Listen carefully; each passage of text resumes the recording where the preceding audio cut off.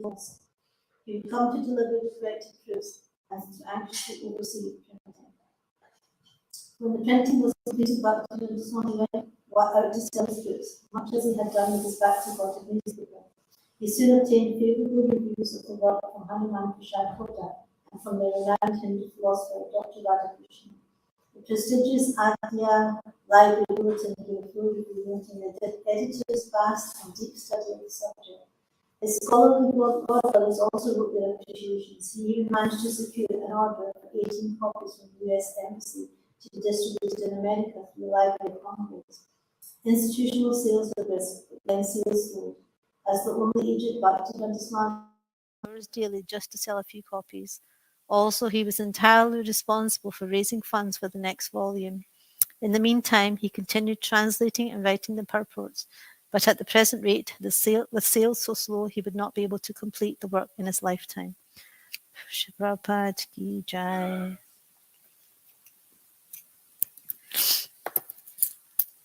Jaya Jaya Shri Caitanya Jaya Nityananda Jaya Dvaita Chandra Jaya Gora Bhakta Vrinda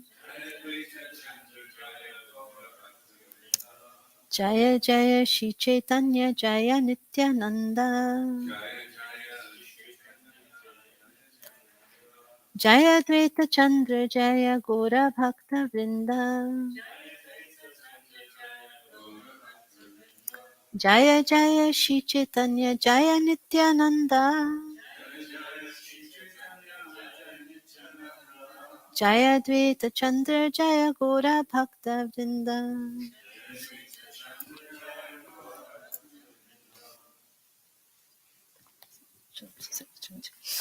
So there's quite a few verses. I'll just read the Bengalian translation till we get to a purport.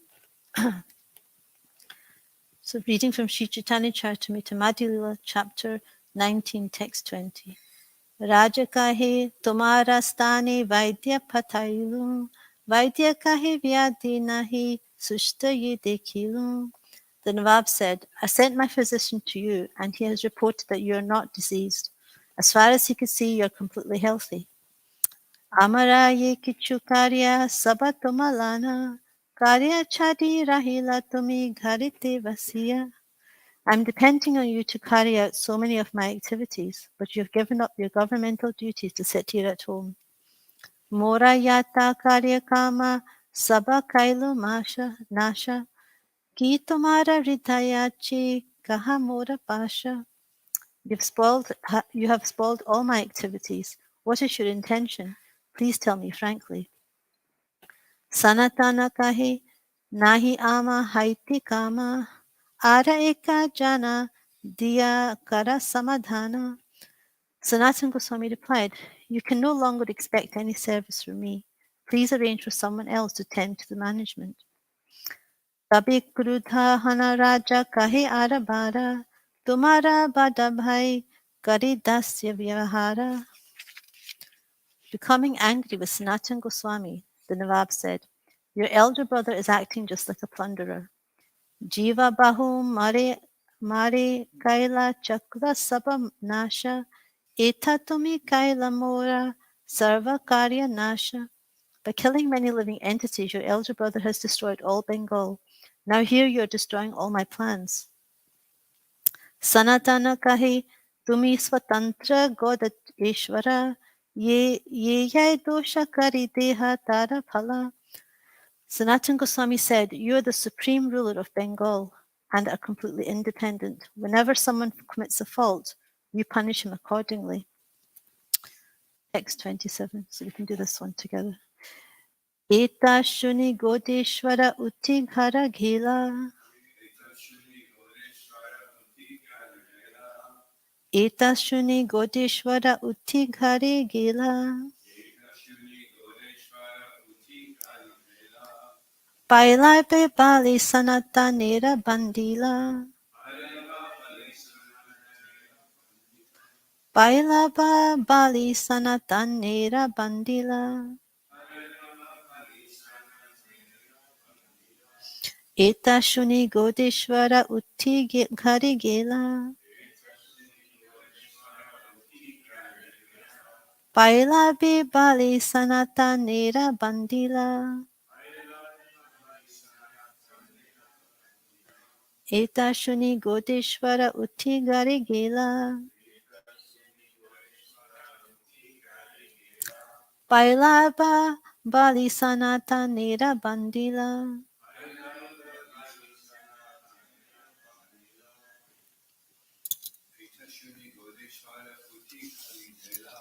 Itashuni Godeshwara Utti Gare Gela. Bye bye Bali Sanatanera Bandila.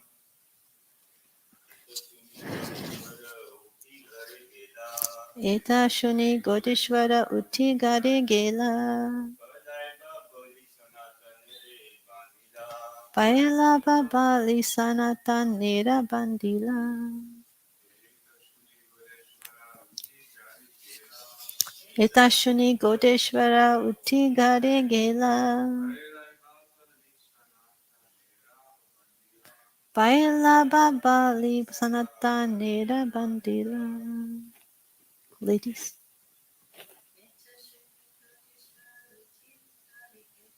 Itashuni Godeshwara Utti Gare Gela.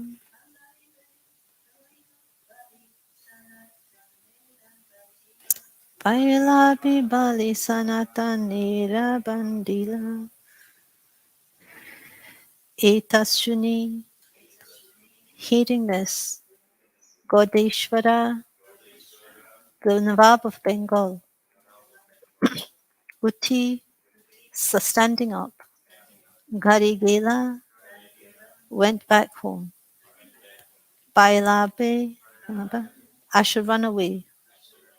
Bali, because of this, Sanateri Bandila, he arrested Sanatan. Translation. Hearing this, the Nawab of Bengal stood up and returned to his home. He ordered the arrest of Sanatan Goswami so that he would not be able to leave. Please repeat. Hearing this, the Nawab of Bengal stood up and returned to his home.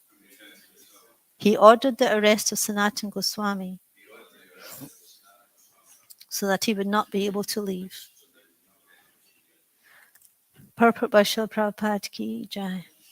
It is said that the relationship between the Nawab of Bengal and Sanatan Goswami was very intimate. The Nawab used to consider Sanatan Goswami his younger brother, and when Sanatan Goswami showed a very strong intention to resign, the Nawab, feeling familial affection, essentially said, "I am your older brother, but I do not look after the state management. My only business is attacking other states with my soldiers and fighting everywhere as a plunderer. Because I am a meat-eater, Yavana, I am used to hunting all kinds of living beings. In this way, I am destroying all kinds of living entities in Bengal. While engaged in this destructive business, I am hoping that you will tend to the administration of the state. Since I, your elder brother, am engaged in such destructive business, you, being my younger brother, should look after the state management. If you do not, how will things continue?" This talk was based on a family relationship, and Sanatan Goswami also replied in an intimate and joking way. Essentially, he told the Nawab, "My dear brother, you are the independent ruler of Bengal. You can act in whatever way you like, and if someone commits a fault, you can punish him accordingly." In other words, Sanatan Goswami was saying that since the Nawab was accustomed to acting like a plunderer, he should go ahead and take action. Since Sanatan was not showing much enthusiasm for performing his duty, the Nawab should dismiss him from his service. The Nawab could understand the intention of Sanatan Goswami's statement. He therefore left in an angry mood and ordered Sanatan Goswami's arrest. Om Jnanatimidandasya Jnananjana Shalakaya Chakshuramaitanyana Tasmai Shri Gurave Namaha Shri Chaitanya Manobhistam Stapitam Yena Bhutale Swayam Rupa Kadam Mayam Dadati Swapadantikam Jai Shri Krishna Chaitanya Prabhu Nityananda Shri Advaita Gadadhara Shivasadi Gaura Bhaktavinda Hare Krishna Krishna Krishna Hare Hare Hare Rama Rama Rama Hare Hare. So hearing this, the Nawab of Bengal stood up and returned to his home. He ordered the arrest of Sanatan Goswami so that he would not be able to leave. So this is a really good example of materialistic relationships. It's all based on selfish interest and sense gratification. So the Nawab of Bengal, he accepted Sanatan Goswami like a younger brother, but as soon as Sanatan Goswami wasn't going to do what he wanted, then he was going to be put into prison and jailed. So this is all selfish, all based on a selfish interest. And Srila Prabhupada said that selfish interest means my sense gratification, and then expands to my family's sense gratification, and it expands more and more into my society, my nation.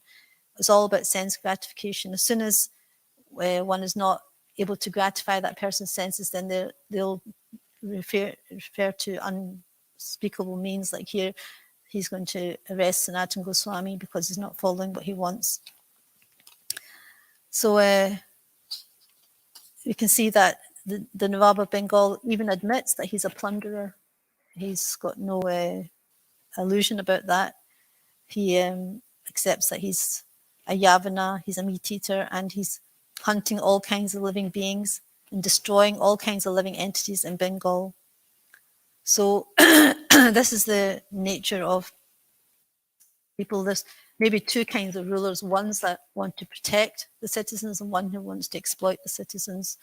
So basically, we can see this as an example of somebody who just wants to exploit and for their own means, for their own end.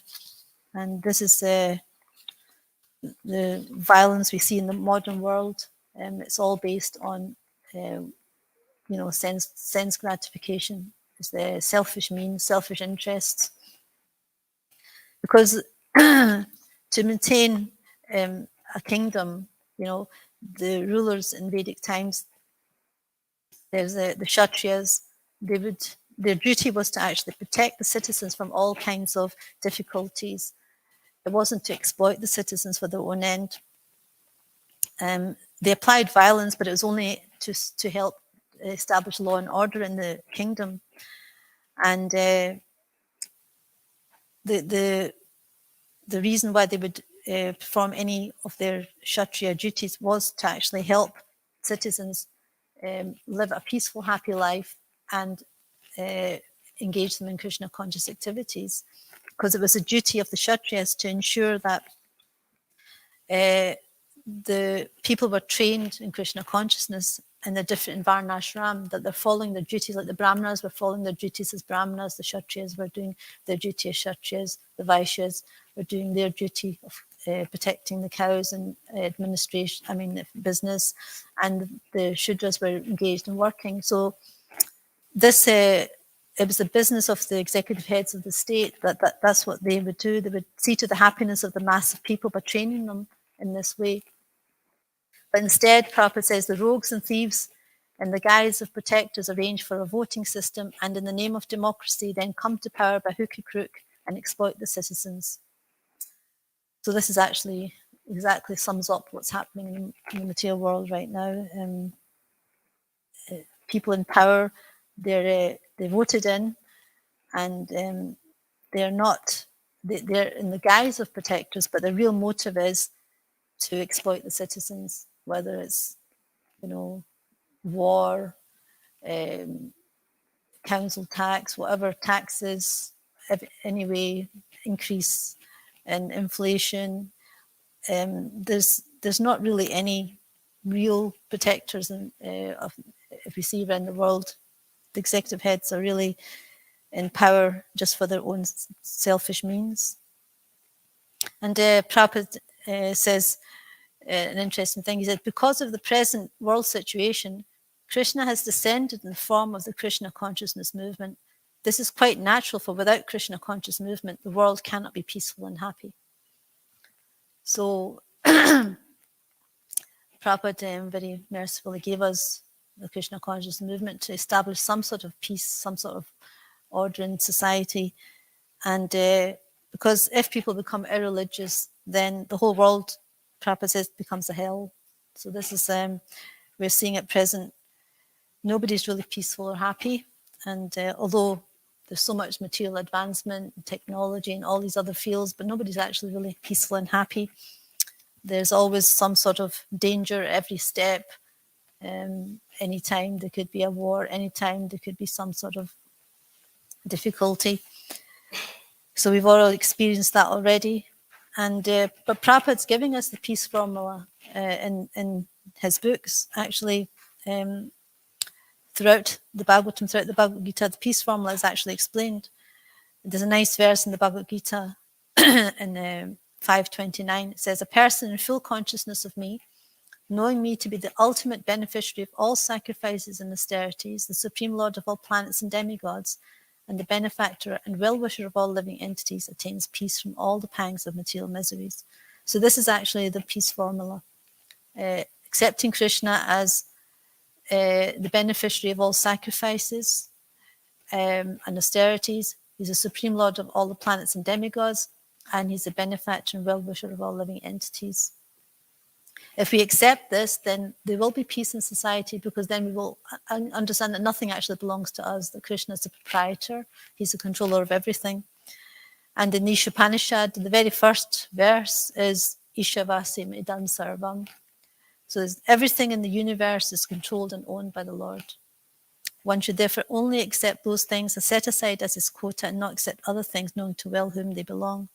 So this is the first principle. If we accept that everything is Krishna's property, everything is God's property, everything is controlled by him, we should only accept those things that are set aside as our quota, and not take other things, knowing too well to whom they belong.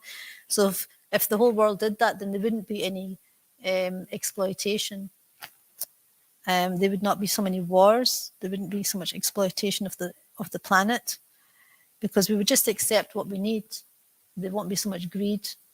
There won't be so much selfishness, because we know that nothing belongs to us. It belongs to Krishna, and we're just using what Krishna's given us to help serve him. So if we have this peace formula, then the world would be a better place to stay, a better place to live in. So this selfishness is the cause of all the problems in the world. And the more Krishna conscious we are, then the less personal interest we have. And then everyone will be engaged more and more to satisfy Krishna. So it won't be my satisfaction, but it'll be Krishna's satisfaction that be our interest. And in that way, there wouldn't be all these problems in the world. We will be following the peace formula, and this will bring about real peace. So we can see here that Sanatana Goswami, he doesn't really want to be part of this whole regime of Nawab of Bengal, who wants to destroy so many living entities. He's destroying temples, deities. And Sanatana Goswami is a Vaishnava. He doesn't want to take part in all this horrific, exploitation. So he decides that it's better not to take part and even accept the wrath of the Nawab. He's risking that rather than be part of all that. So this is actually a wonderful example that Sanatana Goswami is accepting this principle, that he doesn't want to be part of this war that the Nawab of Bengal is taking on, plundering all the lands and the people.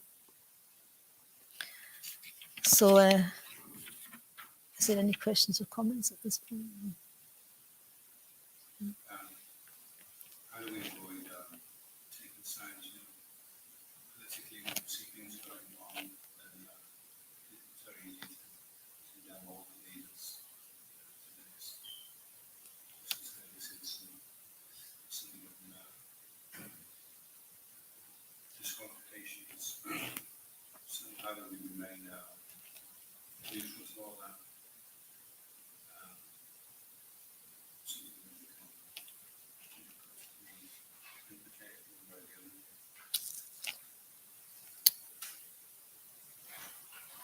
Well, our main service is to pray to pray for peace as devotees, you know. Ultimately, unless they've got Krishna in the center, they're both wrong, whatever sides they're on. So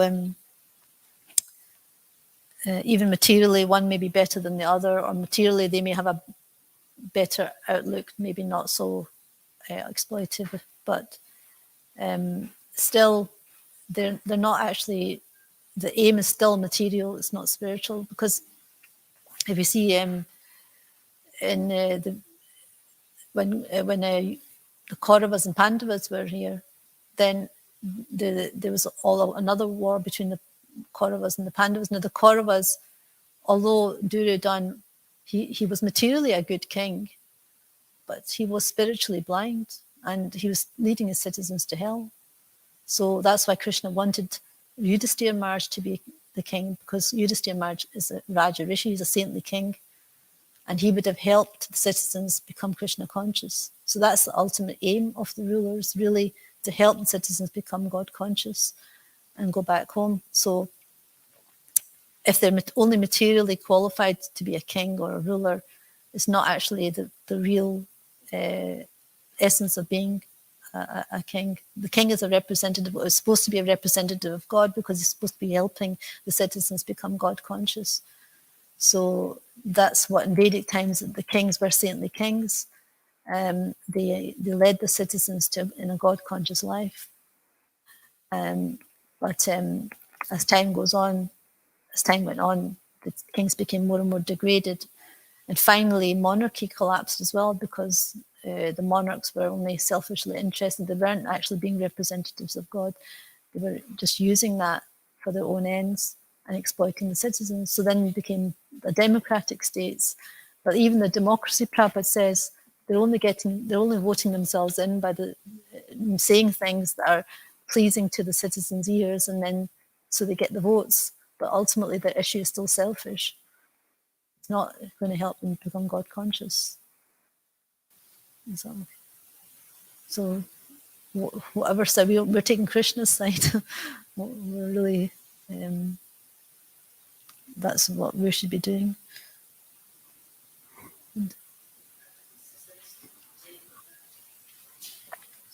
Democracy leads to to dictatorship eventually. So we can't really put our faith in whatever guise it comes under. Yeah, because ultimately the selfish interest will make somebody power hungry, and that's what ends up happening. They may come and they may initially be quite okay, but then this, Maya is very strong, and they become power hungry, and they want more and more, and it never ends. So that's bad. Hare Krishna. How do you understand, in ISKCON, or like you read about like saintly kings like Yudhisthira Maharaj, and how, in that situation the earth was providing all the natural resources, everyone was very happy, there's all the things you need, and even you see within ISKCON, we're setting up farm communities and people are clean and nice to be around, and you get organic food, and your consciousness is good, you're calm. And how, with that situation, is there not a danger that then you can lose sight of the bigger picture? Because when you're in a city and there's people just like, just doing horrendous things, you keep conscious of the fact that you want to leave the material world. Whereas if it's too nice a situation, how do we not become complacent? Comfortable. Well, we're not in a comfortable position. We see what's happened. We've had COVID. Now there's war in Ukraine. How is it comfortable? Even if you're in a farm, we see the world's in a mess. How can we think everything's okay? All these natural disasters are happening all over the world. Whether you're in a devotee farm, we're still getting bad weather. We're still getting so many problems. We're still having to accept all these difficulties that are in the material world. So it's not really that we're blind to what's happening in the material world. We're actually more conscious than most people are what's happening, and we want to do something to help. So I think all the devotees are more aware the catastrophic effects of what's happening around the world, and they should be praying more to help the situation, you know. I don't think we're blind to the fact that we're comfortable. So we go out and Yeah. So when we do go out and distribute Srila Prabhupada's books and doing Harinam, we can see people are in a mess, you know, out there. You see they're not happy. And the more we do that, the more helps us to realize how fortunate we are that we have Krishna consciousness. Otherwise, we do become complacent, thinking that I'm okay.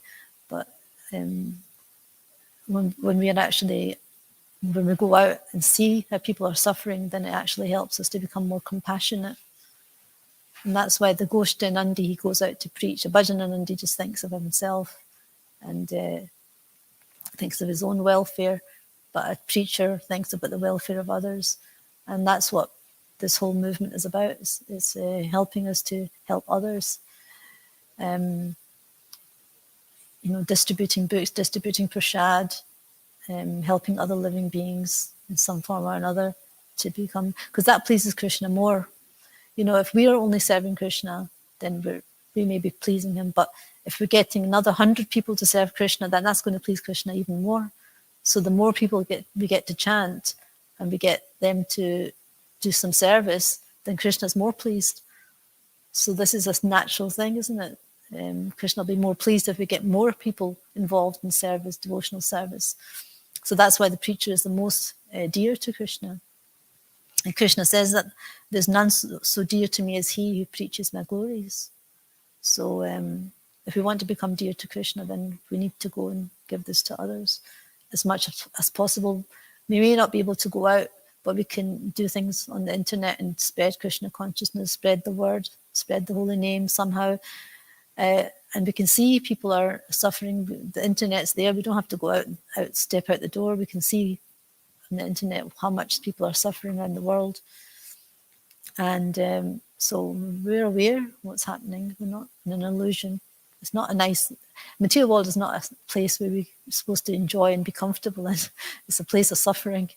And Krishna says that many times in the Bhagavad Gita, you know, from Brahma Loka down to the insignificant planets, it's all places of misery where repeated birth and death take place. So it's not really, we should be conscious of that. Is that okay, or do you have something else? Yeah, thank you. I think it's just, you know, we come from a bad place. You come here, right? You join ISKCON, a nice community, and it's much better. Everything, a lot of the problems you're facing before, just by changing your environment, get fixed. So it's just, yeah. Thank you very much for your answer. Trying to keep that consciousness of, no matter where you are, it's you're still going to die. Yeah, well, there's different. So there's different types of sufferings. Like there's the three types of sufferings, the three kleshas. You know, sufferings from our own body and mind, sufferings from other living entities, sufferings from natural phenomena. This doesn't go away just because you become a devotee. You know, we still have to face so many things. And but yes, we may become complacent because in the beginning of devotional service, there's a freedom from suffering. So we may become complacent because we think, oh, I'm okay now, because it's like the mode of goodness. There's a problem with the mode of goodness is that one has knowledge and one thinks he becomes kind of satisfied. So he doesn't think there's a problem, you know, he's kind of happy in his status, you know. But Krishna actually helps jerk us out of that by all these different problems around the world, in case we think, oh, this is a nice, comfortable place to be in. He'll give us something to kind of help us get out of that comfort zone or that complacency. And that's what's happened with COVID and all these things. It's getting us out of our comfort zone and getting us to become more serious in our Krishna consciousness and realizing that the material world is not a nice place to stay. We're supposed to be getting out of here. It's not our home. We're only here to do our business and get out, basically. So, Krishna kind of helps us to see the reality of it. So, okay. Is there anything else? Sometimes, From- sometimes we can become distracted by so many different theories, so many different conspiracy theories that are going on. But there was a devotee that was being voted. He had a campaign to be voted in as a leader in one country, and his Srila Prabhupada told him, don't worry too much about coming up with different policies, just promote more the character, that you're following these regulative principles. And then if people see that you're trustworthy, then they'll accept whatever your decisions or strategies are must be for the good of everybody, So you can see that ISKCON is producing leaders, or in the process of producing leaders, so that in the future they can become self-effulgent leaders. People will recognize them and trust them, Yeah, more and more people will accept, they'll see how they're being exploited, and they'll want somebody who's truly trustworthy and help the planet get to a better state than it is. So it'll come to a point where they will naturally select, more a God-conscious leader. Maybe a devotee, maybe not a devotee, but be more interested in sustaining the planet and helping people live a better life. And because the world's been in such a mess because of the world wars, then they'll realize that this is not the way to go, and they'll come to that conclusion, themselves. And Prabhupada, there was an interesting thing Prabhupada said, and it was in Chaitanya Charitamrita, I can't remember which part it was in, but he says, if the reason why there's no peace, what would help is if the leaders would eat prasadam. It was interesting, he said that would help matters, because then they would not be so inclined to destroy others. It's like the purifying effect of prasadam. I've never heard it anywhere else except that point where I read that. He said, if you want peace, then the leaders should eat prasadam.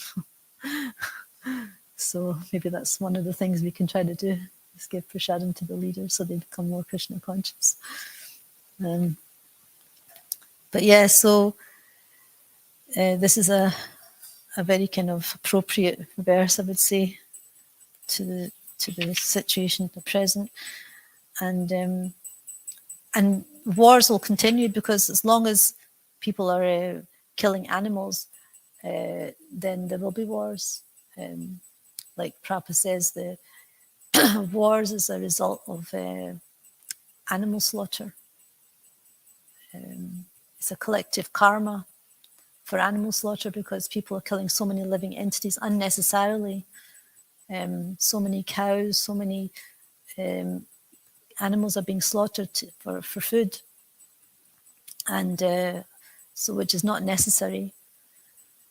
And because of that, there's bound to be some big karmic reaction. And this, as we see all over the world, there's so many disasters and catastrophes because there's bound to be some big karmic reaction for all the sinful things that people are doing. So,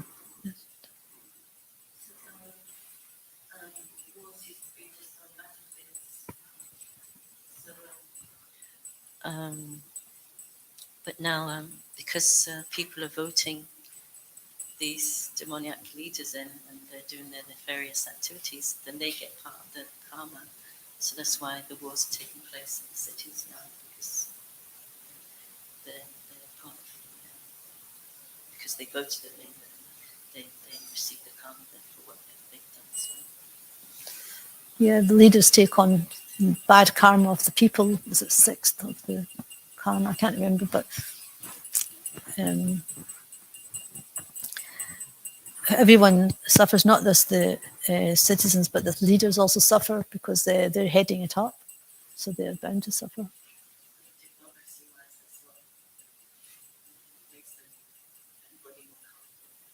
Mm. Mm. Yeah, so but the more we spread Krishna consciousness, the more there's less chance of, there's more chance of people becoming more disillusioned. I mean, free from illusion, because people are in this illusion and ignorance. They don't really know what life is about, what the meaning and purpose of life is. And the more Prabhupada's books are delivered, the more people will take and understand that actually Prabhupada's books are so powerful that, it immediately breaks their ignorance, immediately cuts through that ignorance. And that Prabhupada he's actually, basically revealing the kind of the reality of the whole situation. He through his books, he's giving it straight. It's not like a sentimental or covered up sort of philosophy. It's like so clear what Prabhupada says in his books. This material world is a place of suffering. What's happening with the political situation, what's happening with leaders, what's happening with it's like what they call whistleblowing. It's revealing everything, what's happening, the truth of everything. The absolute truth is not just a relative truth, but the absolute truth, the reality of it all. And, you're not the body, you're the soul. If, this material world is not our home. It's just so clear. There's no he's not playing around with words. He's not trying to juggle things. Do we gauge the progress of the society towards peace by how they're treating the animals? Well, that's part of it. At least if they could stop killing the cow, Prabhupada said, if they stopped killing the cow, that would, be a lot better, and the world would be a lot better place. And so that's the start of it. If people stopped eating animals, killing animals, then they will have sufficient brain substance to understand God. Like Prabhupada says, if somebody is killing animals and eating meat, they can't understand God. It's not possible. They can't really understand higher spiritual things. So that's what we see. Even so-called faiths and religions, if they're promoting animal killing, then there's going to be a big karmic reaction for that.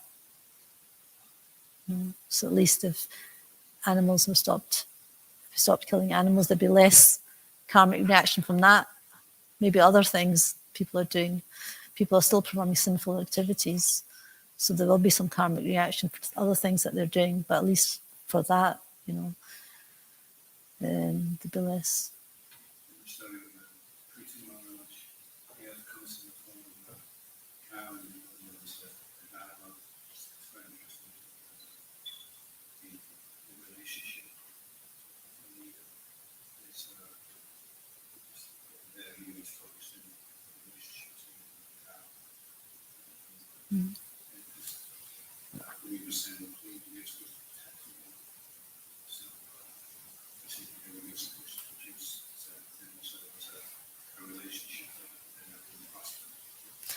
Yeah, because the duty of the Brahmanas, you know, was to maintain the duty of the Kshatriyas was to maintain the Brahmanas and to maintain the cows. Even Krishna does that. That's why he's called, we say, Namo Brahmanya Devaya Go Brahmanya Tayacha, because he's the maintainer of the cows and the Brahmanas, you know. So these two are so important in society. The Brahmanas and the cows, you know, they're like without them, the society is just, it's not really, it's a headless society.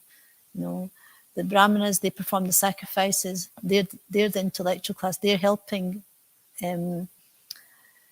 give spiritual knowledge to the citizens. And the cows give all the necessary ingredients for the sacrifices. You know, they give the butter, which made into ghee. It's used for sacrifice. With milk, we get, Prabhupada says, we get higher brain tissues. You know, we can actually understand spiritual matters. The cows, actually the cow, all the demigods are present in the body of a cow. This is what it says in the Vedas. All the demigods are present. So, you know, killing the cow is like, it's so bad. It's not any other animal. It's specifically the cow that's considered like that. So this is so when Krishna, he's not just maintaining the cows, but it's all the demigods. He's the king of all the demigods as well, because when he's protecting the cows, he's also protecting the demigods. So this is a very sinful thing to do, and especially like the cow is considered one of the mothers, you know.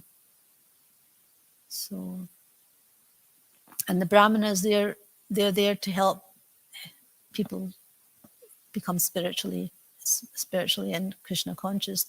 They're helping society to understand what the purpose of life is. So without them, it's a headless society, Prabhupada says. You know?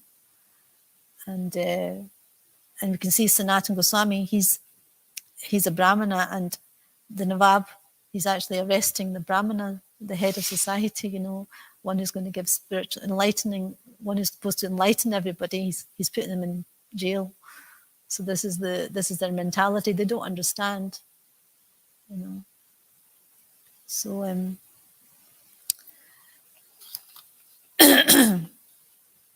if the leaders were to follow the proper principles of Kshatriya Dharma, because the Kshatriyas were actually interested in establishing Dharma. That's why they performed all their duties. They only fought to establish Dharma. They only did their duty to protect the citizens. It wasn't to exploit. It wasn't to do all these other things. So if the Kshatriyas were actually performing these activities, then there wouldn't be all this mess in the world.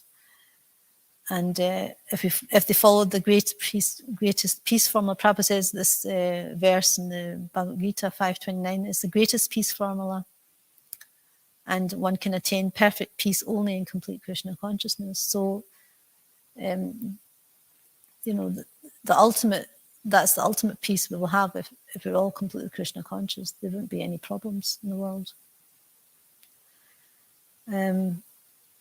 But it's Kali Yuga, so we can't expect too much.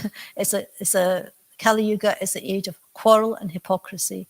So we can expect quarrel, we can expect hypocrisy, because this is the age of Kali, you know. In other ages, there were different symptoms, you know. The golden age is Satya Yuga. It's like everyone's God conscious. It's like there's all peace, prosperity, happiness. People know what the purpose of life is, and they perform their activities happily. They perform their austerities and become God conscious very, very naturally. It's not like a big endeavor for them, you know. But in Kali Yuga, you know, this is the age, the dark age, and so that's why Prabhupada has given us this Krishna conscious movement. This is actually going to create a golden age within Kali Yuga. This is what it is. This is creating this 10,000 years golden age within Kali Yuga to help society. So we're part of this, creating the golden age within Kali Yuga. And more and more, as Krishna consciousness spreads around the world, as more and more people become more conscious of Krishna, of spiritual activities, then there'll be an increase in God consciousness all over the world. This is a golden age. So it's like 10,000 years, so it'll be 5,000 years peak. It'll be an increase, and then it would start to decline until 10,000 years, when there won't be any. After 10,000 years of the golden age in Kali, then there won't be a lot of good stuff in the world left. Most people will not be God conscious. So then there will be problems. But we're actually fortunate. We're in the part of the golden age in Kali Yuga. Well, still there's a bit of sanity. That's what it is. Because we're able to still have a kind of a vision where we can actually create farm communities. We can help people become God conscious through Prabhupada's books. So many things we're doing around the world: kirtans, mass prasadam distribution, so many activities that the movement is doing to kind of keep away the tide of Kali, to keep it, out. So, so we're very fortunate we are part of that. We're part of the solution. We're not part of the problem, we're part of the solution. So, that's what we want to be. We want to be part of the solution. We don't want to be part of the problem. And our situation, we should be thinking of how to help humanity in this way, be part of the solution. Because that'll help us and that'll help others as well. Okay, should I stop now? Is there any last minute questions?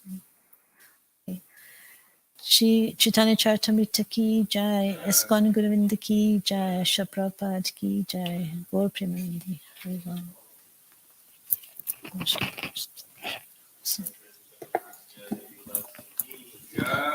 Go to back to